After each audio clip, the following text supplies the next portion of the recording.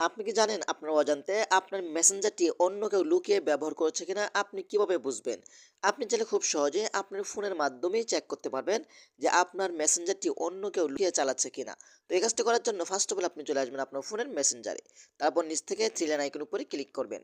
তারপর এখান থেকে আপনি সেটিংস অপশন উপরে ক্লিক করবেন। তারপর একদম লাস্টে নিচে আসবেন। আসার পর এখান থেকে পার্সোনাল ডিটেইলস এখানে আপনি ক্লিক করবেন। তারপর এখান থেকে আপনি পাসওয়ার্ড এন্ড সিকিউরিটি এখানে আপনি ক্লিক করবেন। এখানে ক্লিক করার পরে কিন্তু এখান থেকে আপনি পেয়ে যান উই আর লগিং ইন এখানে আপনি ক্লিক করবেন। তারপর এখান থেকে আপনার ফেসবুক আইডির নামের উপরে ক্লিক করবেন। তারপর দেখতে পাবেন এখানে আপনার মেসেঞ্জারটি যদি অন্য কোনো ফোনে লগইন হয়, এখানে তাদের ফোনের নামগুলো শো হবে।